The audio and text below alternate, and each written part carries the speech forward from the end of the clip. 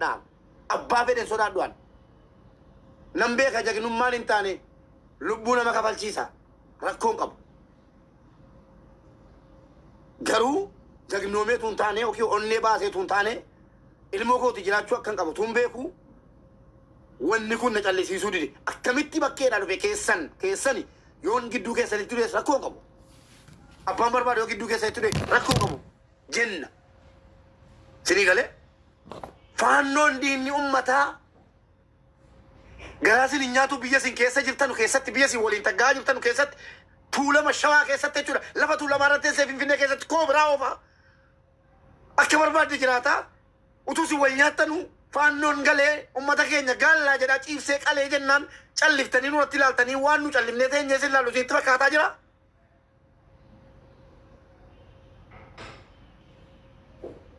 Nagubaan qeensi jirri galtee ummata keenya qortu naguba. Waa bira jettaati qeensi jirri ummata keenya irraa qortu nagubaan. Qeensa nagaa yoo siifan qoranaan jette nagubaana. Qeensa sin jedhaadhaam. Hin barbaannu qeensi keenya qoramuu hin barbaannu ummata kanaan. Dhiisaa lakkisaa. Madaa qabnaa ummata kanarraa lakkisaa. Lakkisaa nurraa dhorgaa. Lama taati nurraa dhorgaa. Akkamitti isinii wal nyaataa jiru achi keessatti faannoon galee ummata ciibsee qala. Eessa jirtu yoomiif ree? Nukooduu jibbineetu kan nu qeerroo guyyaatti kumaatamaan Bishooftuu keessatti wareegama kennine maaliif dagattan? Isin caala beennaa kaleessa maal ta'aa turtan isin? Ijoollee keenya jedhee iyyummaan afaan qabate isinirraa. Asii diina qabdu. Bara gaafa isin naannoo Tigraay akka barbaadan taatan sidii waliin dhaabannemnu. Asii isin arrabsaayii duubaan immoo sidii waliin dhaabannem keenya. Bakka isin geessinu hin qabnu tasuma. Ilaalaa kataadha. Ummata keessatti dhumaa jira. Yoomiif ree nu ficcisiisinaa ka. Itti nu dabarsaa ka. Maali kan isin dhattanii ummata Tigraay seera tartiiba qabachiiftanii faannoo ijaan nurratti ilaaltanu maaliif garuu? Maaliif nurratti ilaaltan? Maaliif barbaachise? Nu waamaa ummata biyyaa ifa godhaa. Nama seera eegne nama biyya diiguu deemu wallahi an kanaan duran dubbadhe Facebook irratti waa'ee ummata kana. Meeshaan ummata Tigraay keessaa booji'amee isin fuutan naannoo sana galeeti hadda isin argaartu. Irriba isin raffisaa irra isin dhorgaa jira. Kanaafi itti nu dabarsaa. Ummata itti dabarsaa kalas. Jara keenya. Utusin nu shakkitanu. Utusin nu shakkitanu. Micciirtee sirkaa fuuchuu deemaa jirti jara keenya. Wallahi nus qilee galchitanii ofiis qilee galaartu jara keenya. Ofiis qilee na sodaadhaan. Isuma dhugumaan sin ittima. Ummata kana sodaadhaan. Tuusin nu sodaatanu tuusin garaa keessa nu dhaffattanu. Akka jirtanu tuu nutti muudhiiftanii teessanuu ummanni dhufee nu qalaa jiru kuni isinis qaleenus waliin qalaa. Aangoon kan ummataati. Yoo isin waa taatan Oromoon Wallaggaa, Oromoon Shawaa, Oromoon Jimmaa ta'e Oromoon kutaan 11 namni isinirraa afu tokko kan jirre jala muleen sinitti himaa. Wallahi isin waa taanaan waa isinitti dhufnaan akkuma gaafa anaa kiilootti leenji'anii dhufanii ol sinitti galuu jennaan jenne sana sinirratti dhiisaan jiru takka. Alagaa abadan yoo jijjiirrechumatti sin jijjiirra malee dhugaan sinitti himaan. Yoo jijjiirrechumatti sin jijjiirra malee dabarsinee kan biraatti isin hin kenninu. Garuu haalamatti jirtan kanaani maal jennanu amma nurkaa badeem saayii bidda dhale taane keenya jenna gaaratti sillaallee. Keenyummaa keessan nu agarsiisaa ka. Waa biraa miti nu kan nu jedhaanu. Akka Oromootti isinii galee akka Oromootti gaaffii kanaanuu gaaffii dhiibnee waa hunda dhiibne.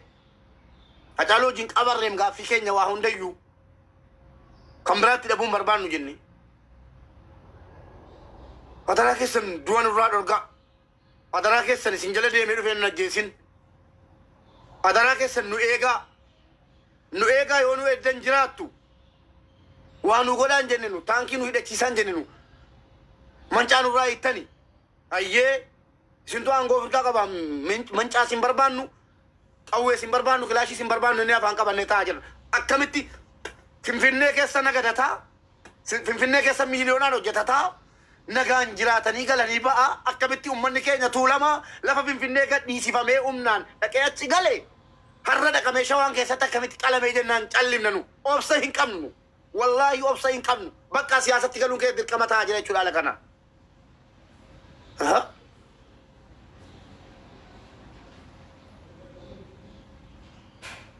Jarana nama waa isin hirkatti balleesse biyya isin hirkatti diige biyya isin hirkatti balleesse taana jedheeti wallaalli beekaan afaan qabatee taa'aa jira.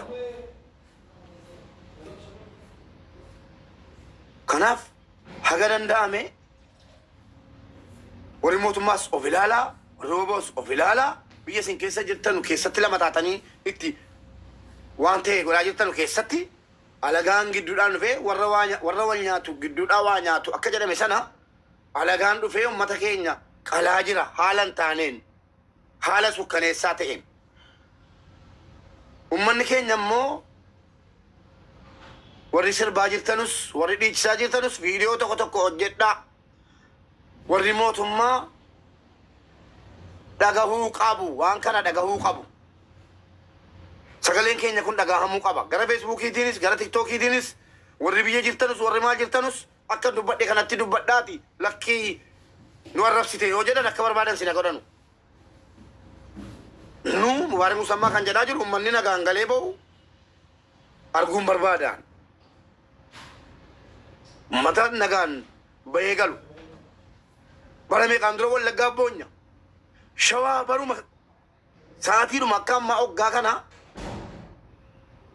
lamman keessa waliin taggaatanii waan inni ta'a ture anatu mana kootti gargaarse tiktookii irratti sa'aatiin nu waa ammatee ol galfatu eedanii wanni taate jennaan akkatti waan qotate walitti qabatu dhabee jennaan iyyi jara keenya waan goonu goone amma immoo awwaa biraa dubbataan jiruan ummata keenya yaa mootummaa yaa obbo Shimallis nu waa biraa sin irraan barbaannu nu eegaa nagaan baanee galuu dadhabaa jirra kanuma wanni biraan jiru nu eegaa nagaan baanee dadhabuu galuu dadhabne nu eegaa yoo hin ijettan of eegnaa nu dhiisaa ቀልማ ሽፍታ ፋኖ የሚባለው የኢትዮጵያና የኦሮሞና የሙስሊም ጠላት የኢትዮጵያ ብሔር ብሔረሰቦች ጠላት እየገባ የምንታረድበት ምክንያት የለም። እኛ ከመንግስት የምንፈልገው ፍቃድ ብቻ ነው። እኛ እኮ በአሁኑ ሰዓት አንድ ምላጭ ቤት ውስጥ የለንም።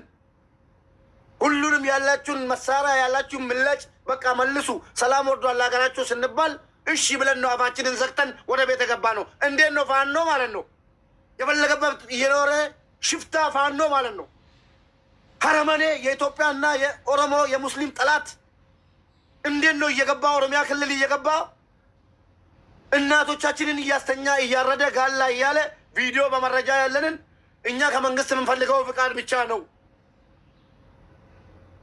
ባለ ጊዜ እንዳሉት ያልሆነ ስም እንደለጠፉብን ስንት ቁስል እያለን ስንት ጉዳት እያለን ዝም ብለን የተቀመጥነው ደልቶን አይደለም።